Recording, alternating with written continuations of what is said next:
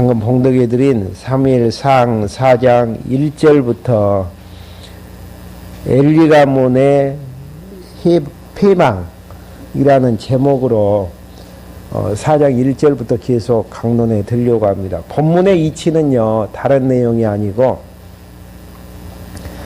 하나님께서 아브라함과 이삭과 야곱에게 3대 언약을 세워주셨고 첫 번째 약속과 두 번째 약속을 성취해 주신 다음 마지막 약속인 다윗 왕국을 세워주실 약속을 성취하시는 과정 속에서 다윗 왕국을 세워주실 준비하시는 하나님이 어떠한 분이신가를 1장 내용부터 지금 정리해주고 있는 본문입니다.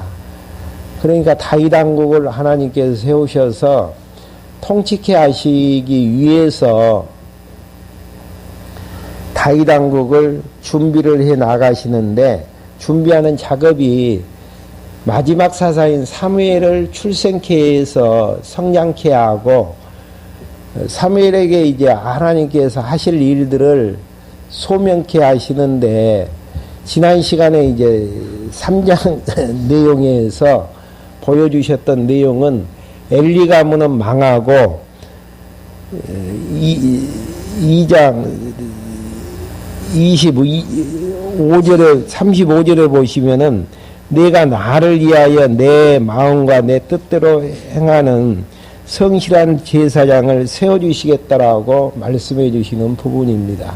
그러니까 이 말씀의 내용은요, 엘리 가문은 망하게 되어지고 사무엘을 사사로, 더 구체적으로 이야기하면 제사장으로 세우셔서 하나님의 뜻을 이루어 나아가시겠다라는 말씀에 따라서 4장 내용에서는요, 엘리 가문이 실제로 이제 예언대로 망하게 되어지는 부분입니다. 예언대로 망하게 되어지는 근거는 하나님께서 엘리 가문이 부패했기 때문에 망하게 된다라고 이야기를 하게 되어지는데요. 부패했으니까 망한 게 아니고 작정되어져 있으니까 망하기로 작정되어져 있으니까 부패할 수밖에 없고 부패하는 그 근거를 통해서 망하게 되어진다라고 말씀하시는 부분입니다. 그 내용 근거 한번 찾아보고 넘어가 보죠. 사무엘상 2장 25절에 보시면은요, 사람이 사람에게 죄를 지으면 하나님께서 그를 중재해 주시겠지만 사람이 여호와께 죄를 지으면 누가 그를 위하여 기도해 주겠느냐. 그러나 그들이 아버지의 말을 듣지 않았으니 이는 여호와께서 그들을 죽이기로 어떻게 하셨기 때문이라고요? 작정하셨기 때문이다. 그러니까 다윗 왕국을 세워주시기 위해서는 마지막 사사 사무엘이 와야 되거든요. 그러면 이제 그 당시에 누가 다스리고 있었냐면 엘리 가문이 다스리고 있었단 말입니다. 엘리 가문이 망해야 되는데 부패를 근거로 해가지고 망하게 되어지게끔 하나님께서 섭리를 해 나가시는데 그 부패를 할 수밖에 없는 이유는 망하기로 하나님께서 작정해 놓으셨기 때문에. 그럼 부패하게 하는 구체적인 방법이 3장 1절에 보면은 그 당시에는 여호와의 말씀이 희귀하고 한상도 자주 나타나지 않았다라고 작정대로 망하게 하는 방법을 구체적으로 묘사하고 있습니다. 예. 말씀이 들려야 될 사무엘에게는 말씀을 듣기 위해서 엘리 가문이 망하고 충실한 제사장을 세울 것에 대해서 예언하는 내용 말씀이 들려지게 만들었고요. 엘리 가문은 듣지 못하게 해서 망하게 만드시는 하나님의 섭리의 내용. 그러면은 이제 4장 내용에서는 진짜 사무엘에게 예언했던 대로 엘리 가문이 패망을 하는가 안 망하는가. 그걸 이제 확인해 보면은 모든 역사가 인간의 뜻이 아닌 하나님의 작정하신 뜻대로 되어진다라는 사실들을 확인할 수 있는 절호의 이제 찬스이고요. 이 내용의 결과를 통해서 우리가 확인할 수 있는 부분은 그렇게 해주시겠다라고 사무엘에게 예언하셨던 여호와 하나님은 살아계신다, 안 살아계신다? 분명히 살아계신 분이시다는 사실들을 확증해주는 장면입니다. 4장 1절부터 4절까지는요. 이스라엘은 블레셋을 패한 후에 언약궤를 옮겨오는 내용입니다. 사무엘의 말이 온 이스라엘에게 전해졌다. 이스라엘이 나아가서 블레셋 사람들을 맞아 싸우려고 에베네셀에 진 쳤고 블레셋 사람들은 아벡에 진을 쳤다. 블레셋 사람들이 이스라엘을 대항하여 대열을 갖추고 싸움을 벌였는데 이스라엘이 블레셋 사람들에게 패하였고 블레셋 사람들은 전쟁터에서 이스라엘 병사를 4,000명가량 죽였다. 왜 블레셋 사람과 전쟁을 붙게 해서 이스라엘의 군사들이 4,000명이나 죽게 하는가?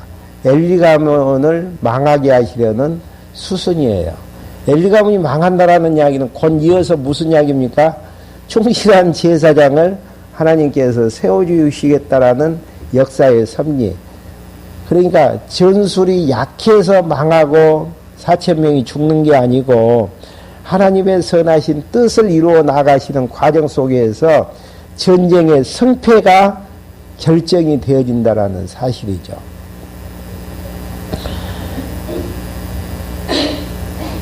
백성이 진으로 돌아오자 이스라엘의 장로들이 말하기를 왜 여호와께서 오늘 우리를 블레셋 사람들 앞에서 패하게 하셨을까?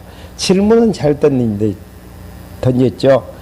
그러면 이제 사무엘의 말이 이제 이스라엘에 다 전해져서 엘리가문은 패망한다라고 이야기를 해주셨기 때문에 그렇게 이제 답을 얻었어야 되는데 다른 방법론을 이제 생각을 해요. 방법론이라는 것은 뭐냐면은 우리가 여호와의 언약궤를 실로에서 가져와 우리 가운데 두어 우리 온수들의 손에서 우리를 구원하게 하자 하니 하나님은 망하게 하시기 위해서 4,000명을 죽게 하셨는데 실로에 있는 언약궤를 가지고 오면 전쟁에서 승리할 것 아니겠는가? 이게 이제 하나님의 뜻하고 인간의 뜻하고 차이점이죠. 인간의 뜻은 승리만이 하나님의 뜻으로 생각을 하게 되어지지만은 하나님의 뜻은 승리와 패배를 통해서 하나님의 선하신 뜻을 이루어 나가신다라는 것이죠. 그래서 5절부터 11절까지 패하여 언약궤도 빼앗기고 엘리 아들들도 죽임을 당하게 되어지죠. 여호와의 언약궤가 진으로 들어올 때에 온 이스라엘이 큰 환호성을 지르니 땅이 진동하였다. 블레셋 사람이 그 환호성을 듣고 말하기를 히브리 사람의 진에서 나오는 큰 환호성이 무엇이냐 하다가 여호와에게가 진으로 들어오는 것을 알게 되었다. 블레셋 사람이 두려워하여 말하기를 신이 이 진에 들어왔다 하고 또 말하기를 우리에게 화가 미쳤다. 전에는 이런 일이 없었다. 우리에게 화가 미치니 누가 이 강한 신들의 손에서 우리를 구원하겠느냐. 이 신들은 광야에서 온갖 재앙으로 이집트 사람들을 친 신들이다. 블레셋 사람들아 강하고 대장부가 되어라. 그러지만 이제 블레셋 사람이 기죽지 않고 싸우자 이렇게 할 수 있었던 것은 하나님께서 그렇게 마음들 조성을 하게 되어지죠. 그렇지 않으면 히브리 사람들이 너희를 섬겼던 것처럼 너희가 그들을 섬기게 될 것이니 대장부답게 싸워라 하였다. 이에 블레셋 사람들이 싸우니 이스라엘이 패하여 각자 자기 장막으로 도망갔으며 몇 큰 살육이 있었다. 이스라엘이 크게 패하여 이스라엘 중에 보병 몇만이죠? 3만 명이 쓰러졌으며 그러니까 앞에서는 4,000명을 죽였고 뒤에서는 3만 명이 죽였고 근데 이제 문제는 하나님의 궤는 빼앗겼고 엘리의 두 제상 두 아들 홈리아 비느하스도 죽었다. 그러니까 두 아들이 이제 함께 죽게 되어지는,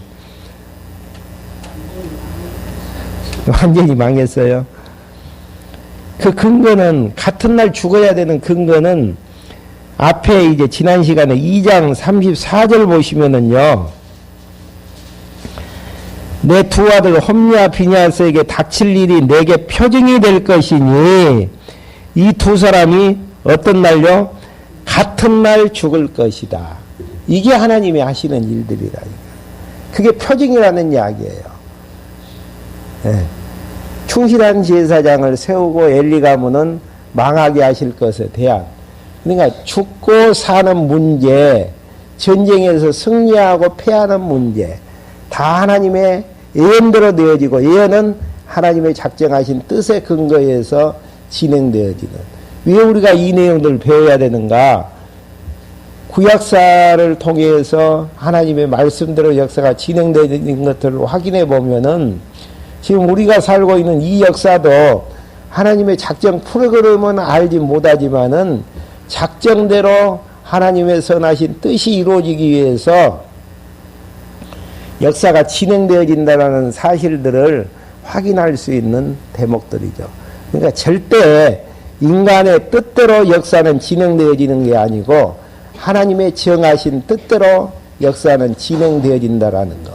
그래서 이제 하나님의 뜻은 이것이니 항상 기뻐하라, 범사에 감사하라, 쉬지 말고 기도해야 될 대목들이 이런 대목들이죠. 왜 기뻐해야 되는가? 하나님의 기뻐하시는 뜻대로 역사가 진행되기 때문에. 왜 감사해야 되는가? 선택한 하나님의 백성들을 이해한 하나님의 역사의 섭리가 진행되기 때문이라는 것을 확인할 수 있는 것이죠.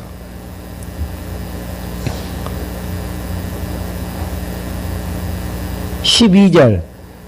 그날에 베냐민의 한 사람이 징영에 달려가 실로에 도착하였는데 그의 옷은 찢어졌으며 그의 머리는 흙을 뒤집어 쓰고 있었다. 그가 도착했을 때 엘리가 길 옆에서 의자에 앉아 살펴보고 있었으니 이는 그의 마음이 하나님의 계를 염려하고 있었기 때문이었다.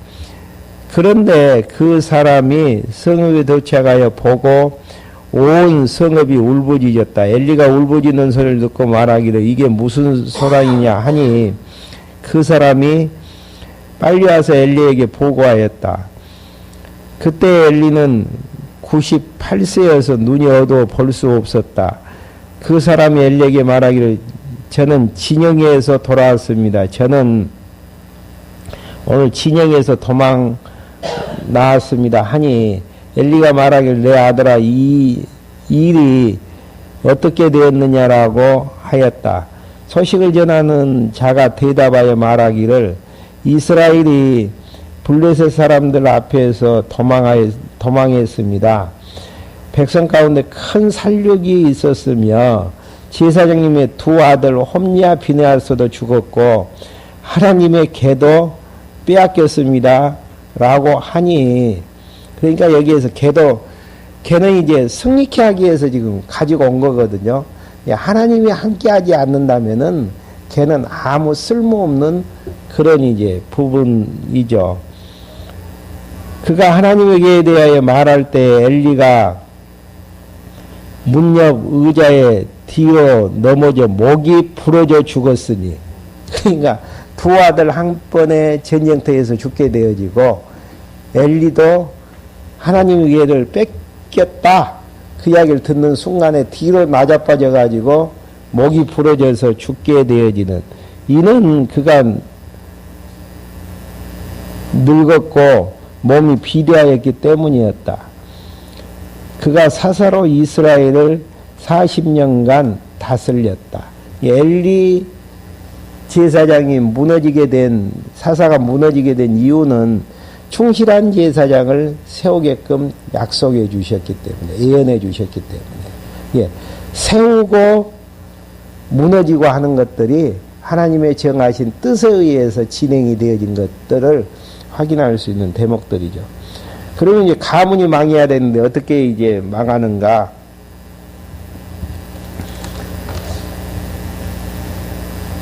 (19절부터) (22절까지) 엘리의 며느리가 아들 낳고 이름을 이가봇이라고 아가봇이라고 하는 내용이 이제 나와지죠. 19절 한번 봐보시죠. 그의 며느리 곧 비느하스의 아내가 임신하여 출산이 가까웠는데 하나님에게를 빼앗기고 자기 시어머니와 남편이 죽었다는 소식을 듣고 곧 진통이 시작되어 주저앉아 해산하며 죽어갈 때에 곁에 서 있던 여자들이 그 여자에게 말하기를 두려워하지 마라. 네가 아들 낳았다 하였다. 그러나 그 여자가 대답하지 않았고 마음에 쓰지도 않았으며 아이의 이름을 이가봇이라고 부르고 말하기를 영광이 이스라엘에서 떠났다 라고 하였으니 이는 빼앗긴 여호와의 계와 또 그 여자의 시아버지와 남편 때문이었다. 또 그 여자가 말하기를 하나님에게를 빼앗겼으니 영광이 이스라엘에게서 떠났다라고 하였다. 그러니까 여호와를 아는 지식이 무식하는 데서 걔를 빼앗겼으니까 이제 이스라엘은 끝났다. 그건 아니에요. 끝난 것이 아니고 사사시대를 종기부 찍고 다윗왕국을 준비케 하시려는 왕정시대를 준비케 하시려는 하나님의 치밀한 계획인데 여호와를 아는 지식이 무식하는 데서 하나님의 뜻을 알지 못하는 미련한 이야기를 그 며느리가 이제 하게 되어지는 모습들이죠. 그러면서 이제 5장부터 6장까지 언약궤로 인한 저주가 이제 펼쳐지죠. 하나님의 능력을 과시하는데 언약궤를 가지고 왔던 이스라엘 백성들은 무너지게 되어지고 언약궤를 이제 블레셋 사람들이 빼앗아 가지고 자기 진영에다가 자기 지역에다가 놨거든요. 거기에서 이제 하나님의 능력이 발휘가 되어지는. 그러니까 이렇게 하는 것이 하나님의 뜻이다라고 생각하면서 그 뜻대로 축을 하면서 살아나가는데 하나님의 생각하고 우리 생각하고는 정반대일 경우도 있고요. 하늘과 땅 차이에 갭이 있을 수도 있는. 그러니까 하나님의 뜻은 다양한 방법으로 역사를 섭리하시잖아요.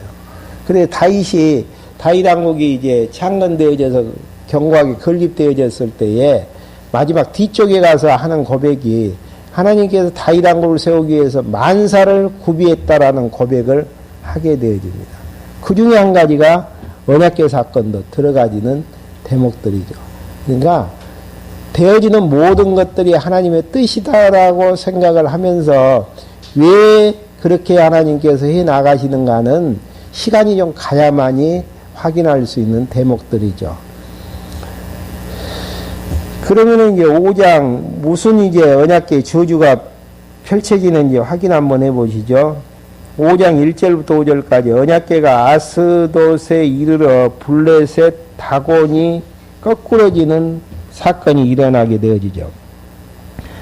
블레셋 사람들이 하나님에게를 빼앗아 에베네셀에서 아스돗으로 가져갔다. 블레셋 사람들이 하나님에게를 빼앗아 다곤 신당은 블레셋의 이제 신이죠. 신당이 가져가 다곤 곁에 두었는데 아스돗 사람이 다음 날 일찍 일어나 보니 다곤이 여호와 궤 앞에 엎드려 쓰러진 채 얼굴을 땅에 대고 있었으므로 그들이 다시 제자리에 세워 놓았었다. 그들이 그 다음날 아침 일찍이 일어나 보니 다곤이 여호와의 궤 앞에 쓰러져 얼굴을 땅에 대고 있었는데 다곤의 머리와 두 손은 잘려서 문지방 이에 있고 오직 다곤의 몸통만 남아 있었다. 그러니까 다곤 우상이 그 여호와의 궤 앞에서 다 잘라지고 무너져 있는 모습들. 그러므로 다곤 제사장들이나 다곤 신전에 들어가는 모든 사람들은 아스도서에 있는 다곤의 문지방을 오늘까지 밟지 않았다. 그럼 누가 위대한 신이라는 이야기입니까? 여호와의 개, 여호와의 이름이 있는 여호와의 신이 더 위대하심을 능력으로 이제 보여주시는 장면이죠. 그리고 이제 더 펼쳐져요. 6절부터 12절까지는 언약궤가 이르는 곳을 독종지향으로 이제 하나님께서 치시는 장면이죠. 이 언약궤가 가는 곳마다 악성 종기로 나와있죠. 6절 한 절만 한번 봐보시죠. 여호와의 손이 아스돗 사람을 엄중히 쳐서 아스돗과 그 지경을 악성 종기로 황폐하게 만들었다. 언약궤를 이제 옮기다 보니까 옮기는 지역마다 악성 종양이 이제 퍼지게 되어지는 이런 이제 부분들이죠. 8절 한번 봐보시죠. 사람을 보내 블레셋 사람의 모든 군주를 모아놓고 묻기를 우리가 이스라엘 신의 계를 어떻게 해야 하겠습니까? 하니 그들이 말하기를 이스라엘의 신의 계를 가드로 옮겨라 하므로 그들이 이스라엘 하나님의 계를 옮겨갔다. 그들이 그것을 옮긴 후에 여호와의 손이 분명히 이제 왜 이런 일이 일어났는가에 대해서 해석을 해주고 있죠. 여호와의 손이 이 성읍을 치시니 어린이로부터 어른까지 악성 종기가 생겨났으므로 그들이 하나님의 계를 에글론으로 보냈다. 그러니까 이제 무서워가지고 다른 지역으로 보냈죠. 하나님의 계가 에글론으로 왔을 때 에글론 사람들이 부르짖기를 그들이 우리와 우리 백성을 죽이려고 하나님 이스라엘 신의 계를 우리에게 가져왔다 하고 사람을 보내어 블레셋의 모든 군주를 모아 놓고 말하기를 이스라엘 신의 계를 보냅시다. 그것이 본래 있었던 곳으로 돌아가 우리와 우리 백성을 죽이지 않게 합시다라고 하였으니 이는 하나님의 손이 그곳을 엄중히 쳐서 온 성읍에 죽음의 환란이 만연하였기 때문이다. 죽지 않는 사람들은 악성 종기가 생겨 그 성읍의 비명소리가 하늘까지 사무쳤다. 여호와에게가 가는 곳마다 어떤 일들이 일어나게 되어지냐면은 악성 종양 때문에 많은 사람들이 죽고 죽음의 환란이 이제 몰아치게 되어지면서 비명소리가 하늘까지 사무치게 되어지는 이게 이제 하나님이 하시는 일들이라니까. 왜 이런 일들을 하시겠어요? 결국은 엘리 가문은 망했죠.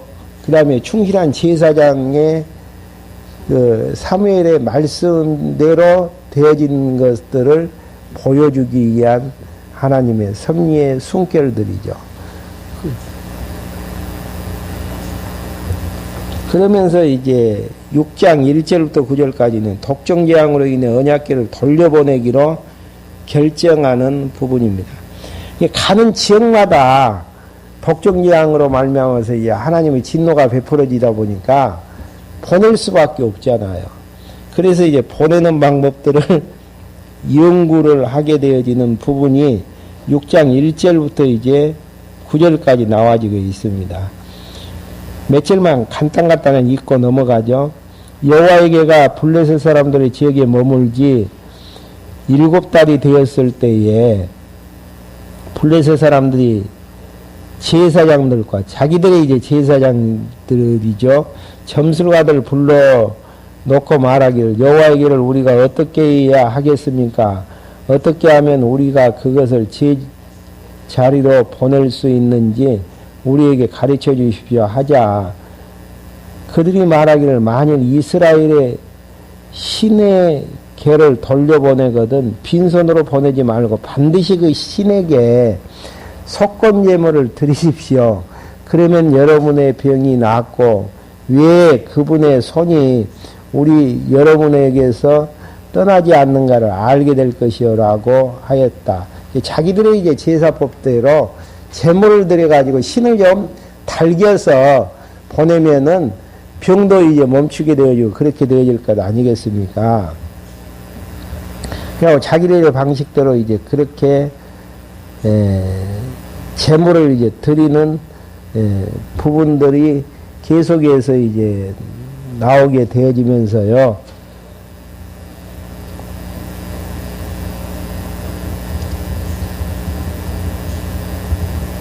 그 다음에 이제 한번 그 부분을 한번 읽어보죠. 6절부터 9절까지는 블레셋 제사장들과 복술자들이 여호와의 언약궤를 본체로 돌려보내는 방법을 이제 가르쳐주는 부분입니다. 그러니까 이 방법대로 하면은 재앙이 누구에게서 온 것이다? 여호와의 신에게서 온 것임을 이제 확증하는 이제 방법으로 6절부터 이제 방법을 이야기하는 부분이죠. 한번 어떤 방법으로 이제 확인하는가 한번 봐보시죠. 이집트 사람과 바로가 마음을 완강케 한 것처럼 왜 여러분은 여러분의 마음을 완강하게 합니까? 그분께서 그들에게 재앙을 내리신 후에야 그들이 이스라엘을 보내어 가게 한 것이 아니었습니까? 그러므로 방법을 이야기를 해요. 이제 새 수레를 하나 만들어 아직 멍에를 매지 아니한 전나는 암소 2마리를 데려다가 그 수레를 매게 하고 송아지들은 그것들에게서 떼어 집으로 돌려보내고 여호와의 궤를 가져다가 수레에 싣고 그분께 속건제물로 드릴 금 보물을 상자에 담아 그 옆에 놓은 후 수레를 보내도록 하십시오. 여러분이 살펴보아 만일 그것이 그 개 본래 지역 곧 벳세메스의 길로 따라 올라가면 그분께서 우리에게 이 큰 재앙을 내리신 것이나 그렇지 않으면 우리를 친 것이 그분의 손이 아니라 이 일이 우리에게 우연히 일어났다는 것입니다. 지금 무슨 이야기냐면 7절부터 9절까지 내용이요. 멍에를 매지 않았다라는 것은 수레를 잘 못 끊는 소를 이제 암소를 데려다가 새끼를 한 암소인데 새끼는 어디다가 주느냐면 자기 집에다가 두고 새끼를 떼어놓은 그 어미 암소가 수레를 끌고 새끼가 있는 집이 아닌 유대 지역으로 이제 가게 되어진다라는 게 쉽지가 않잖아요. 그리고 이제 두 소기 때문에 한 소라도 마음에 들지 아니하면은 갈 수가 없는 부분들이죠. 만약에 그렇게 해서 두 소가 새끼 있는 자기 집으로 돌아오지 아니하고 벳세메스로 가게 된 것을 보게 되거든 어떻게 판정을 해야 되냐면은 우리에게 재앙을 내리신 분은 이스라엘의 신 여호와 신이다. 그걸 이제 확증케 하려고 하는 부분들이 이제 9절까지 내용이고요. 8절부터 10절부터 18절까지는 언약궤가 암소가 맨 수레에 실려 벳세메스로 돌아오게 되어지는 장면입니다. 조금 더 읽어보죠. 그 사람들이 그같이 하여 젖먹이는 암소 2마리를 끌어다가 수레를 매게 하고 그 송아지들은 우리에게 가두었으며 여호와의 궤와 함께 금지와 종기 형상을 담은 상자를 수레에 실었다. 암소들이 벳세메스를 향하여 똑바로 갔으니 큰 길을 따라갔으며 울음소리를 내면서 울음소리를 냈다라는 이야기는 무슨 이야기입니까? 어린 송아지를 놓고 가니까 울 수밖에 없는 것 아니겠습니까? 오른쪽으로나 왼쪽으로 벗어나지 않았고 블레셋 군주들은 벳세메스 경계까지 그를 따라 뒤를 따라갔다. 이 벳세메스로 가는 소에 대해서는 여러분들 많이 아시는 대목들이죠.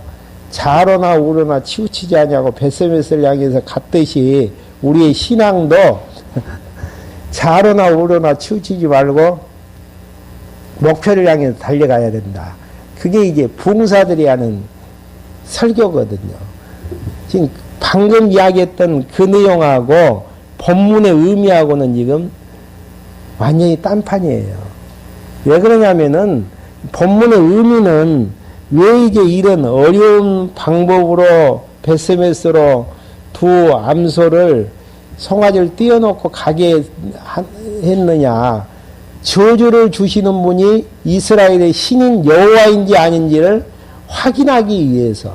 근데 신기하게도 그것을 확인케 하기 위한 방법으로 좌로나 우로나 치우치지 않고 베스메스로 가게 하시는 하나님의 섭리를 통해서 하나님이 역사의 주관자시고 하나님께서 여호와의 계를 통해서 그 엄청난 재앙을 주신 하나님이심을 확인해 주시는 대목들이죠. 그러니까 전체적인 판에서 이 내용들을 보지 아니하면은 좌로나 우로나 치우치지 않고 베스메스의 소처럼 가야 된다. 말도 안 되는 이야기들이에요. 그러니까 베스메스로 이제 가는 이러한 과정들을 통해서 어떻게 이제 우리는 판정할 수 있는가? 하나님께서 살아계셔서 역사를 섭리하시는데 왜 그렇게 하셨겠습니까? 엘리가문 망하고 사무엘을 충실한 제사장으로 세우셔서 다윗 왕국을 준비케 하시고, 준비케 하신다라는 이야기는 무슨 이야기예요? 열조와 언약을 반드시 세 번째도 지키심으로 살아계신 여호와 하나님을 우리에게 알게 하시려는데 그 이상도 이하도 의미 부여를 해서는 아니 되어집니다. 네. 생활 속에다가 이 내용들을 적용을 하게 되어지면은 우리가 이제 좌로나 우로나 치우쳐서는 아니 되어지는 생활로 보지만은 지금 창세부터 공부해 오지만은 그 내용은 지금 아니잖아요. 적용을 한다면은, 굳이 적용을 한다면은 사무엘 시대 때의 다윗 왕국을 언약대로 준비케 하시기 위해서 역사를 섭리하셨던 하나님께서 지금 현대사도 하나님의 뜻을 이루어 나가시기 위해서 역사를 섭리하시기 때문에 되어지는 대로 우리는 살아가는 것들이 여호와 하나님을 경외하는 아름다운 생활이다. 굳이 적용을 한다면은 이렇게 적용을 해 나가는 부분들이죠. 그렇게 되어져서 이제 확인을 하죠. 16절에서 블레셋의 5 군주들이 그것을 보고 그날 에글론으로 돌아갔다. 분명히 여호와이신 이스라엘 신이 그렇게 한 것이다라는 것들을 확인을 하면서 다시 돌아가게 되어지는.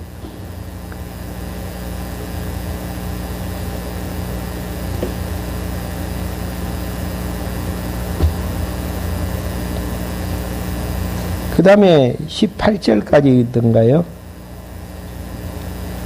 그래서 이제 17절 블레셋 사람들이 여호와께 속건 제물로 드린 금용기는 아스다솔 위하여 하나는 자기들의 이제 5 고을들 위해서 그렇게 한 것이고요. 금지는 요새화된 성읍으로부터 성벽에 없는 마을까지 5 군주들에게 속한 블레셋의 모든 성읍수와 같았다. 여호와의 궤를 올려놓았던 큰 돌은 증거물로서 오늘날까지 베세메스 사람 여호와의 밭에 있다. 그러면서 19절부터 21절까지는 사람들이 재앙을 당하고 다시 궤를 옮겨가라고 하는 내용입니다. 베세메스 사람들이 여호와의 궤 안을 보았기 때문에 여호와의 언약궤는 볼 수 있습니까? 없습니까? 볼 수 없죠. 그래서 속죄서로 딱 덮어놓은 거거든요. 근데 봤다라는 이야기는 죽는다라는 이야기예요. 근데 그대로 이제 진행이 되어지죠. 백성 가운데 몇 명이 죽게 되냐면 5만 7천 명이 죽었는데 여호와께서 백성들을 크게 치셨으므로 그들이 슬퍼 울었다. 이제 이걸 통해서 무슨 역사가 일어나게 되어지냐면 20절에 보시면은 베스메스 사람들이 말하기를 여호와 이 거룩하신 하나님 앞에 누가 설 수 있겠느냐? 그분이 우리에게서 떠나 누구에게로 올라가시겠느냐 하고 기란 여아림 주민들에게 사신을 보내어 말하기를 블레셋 사람들이 여호와에게를 도로 가지고 왔으니 너희는 내려와서 그것을 너희에게 옮겨 가거라 하여라. 여호와께서 이제 그 언약궤를 봤다 그래서 이제 치시니까 겁을 먹어가지고 왔던 지역으로 이제 다시 돌려보낼 연구를 하게 되어지는 부분들이 나와지고 있습니다. 그러면서 이제 언약궤로 인하여 승리하는 부분이 7장 내용인데요. 다음 시간에 계속해서 이제 강론해 할 수 있도록 하겠습니다. 기도하고 말씀 마치겠습니다. 하나님 감사함을 드립니다. 저희들에게 다윗 왕국을 세워주시기 위해서 다윗 왕국을 세워줄 준비를 하시는 하나님의 섭리의 숨결 맛볼 수 있도록 인도해 주심을 감사함을 드립니다. 모든 역사의 주관자가 하나님이시고 저희들은 하나님 앞에서 하나님이 사용하여 주시는 도구와 그릇에 불과한데 우리가 주인 자리에서 역사를 계획을 할 때가 있으며 역사를 진행한다라고 생각할 때가 있습니다. 저희의 망령된 생각과 행실을 말씀을 통해서 없애주시고 여호와 하나님이 하시는 모든 일들을 바라보면서 기도와 찬송만이 우리의 입에서 나갈 수 있도록 인도해 주시옵소서. 예수 그리스도의 이름으로 기도했습니다. 아멘.